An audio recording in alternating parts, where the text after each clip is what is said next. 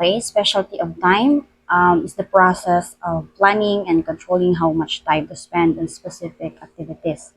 Also enables an individual to complete more in a shorter period of time, lower stress, and leads to career success. Time management also means organizing your time intelligently so that you use it more effectively. Benefits of time management. Stress relief.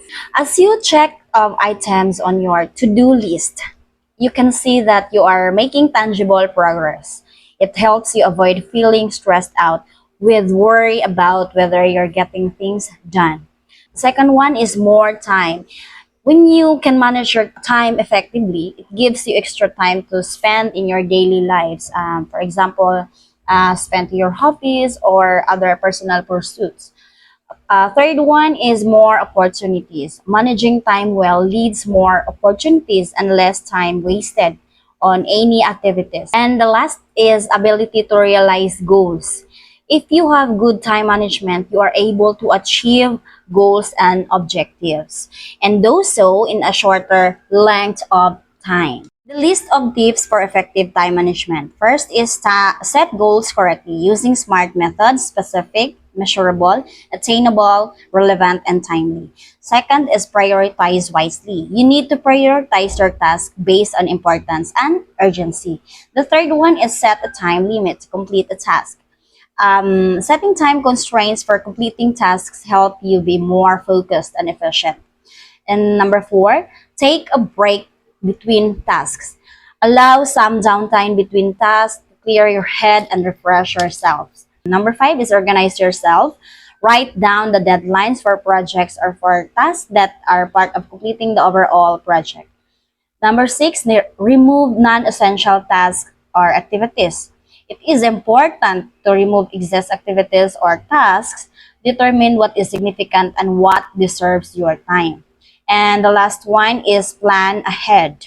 Make sure you start every day with a clear idea of what you need to do, which needs to get done in that day. Management helps us to be more organized, to prioritize better, and to schedule tasks appropriately and complete them in a focused and efficient way. Human relation. For human relation, improve the development of your workforce by giving them opportunities to participate in decision-making processes, and provides an understanding of how best to manage by providing positive treatment so they feel appreciated just like every other individual, and also increase productivity and motivation by improving social bonds and working conditions in organization. There are seven human relations skills: communication, emotional intelligence, active listening, conflict resolution, empathy, cultural competence. Okay? Remember, as technology continues to change the way we interact with each other, it's important to remember that at the end of the day, we are all human beings who need to be able to communicate and connect with each other. Good day everyone. This is Janila C. Basiliso reporting the efficiency and effectiveness in an organization management. Efficiency. Efficiency, it means whatever you produce or perform, it should be done in a perfect way. It refers also to the ability to produce maximum output from the given input with a least waste of time, effort, money, energy, and raw materials. It can measures quantitatively.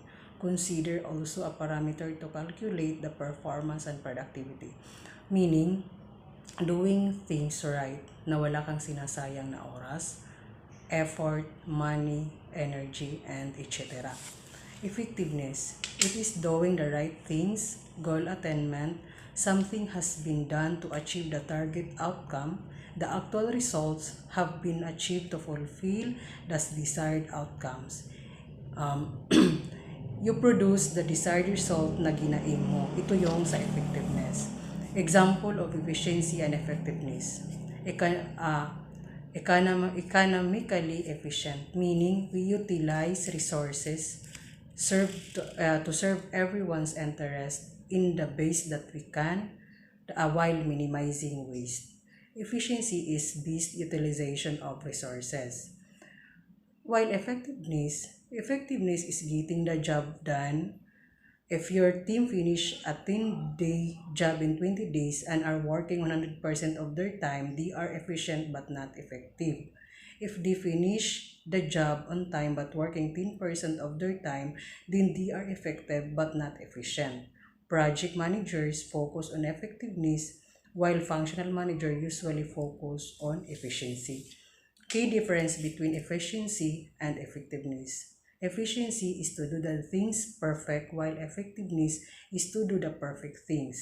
Efficiency is yield oriented, unlike effectiveness, which is result oriented.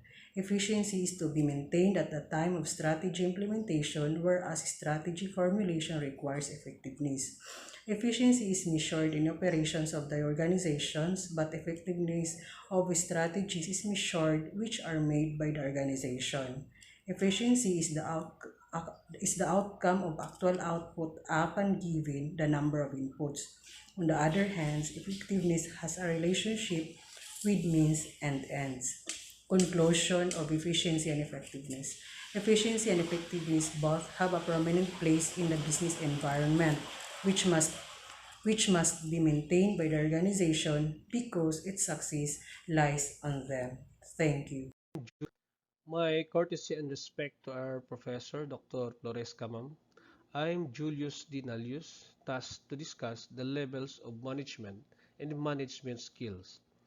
Management is how to organize and direct workflow operations and employees to meet goals or objectives. There are three levels of management.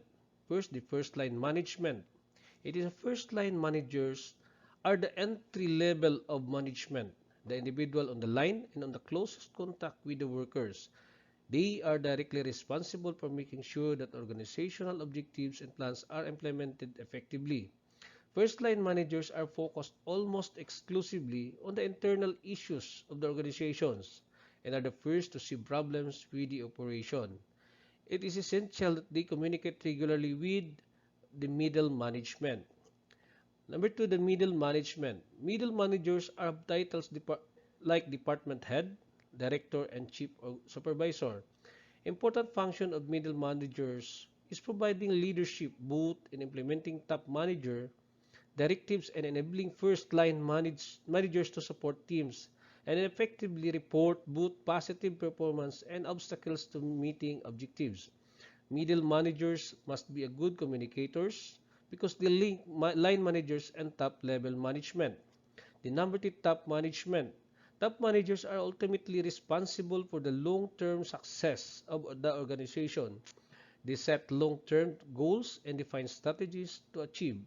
They pay careful attention to the external environment of the organization, the economy, proposals for laws that would affect profits, stakeholder demands, and consumers, and public relations. Management skills.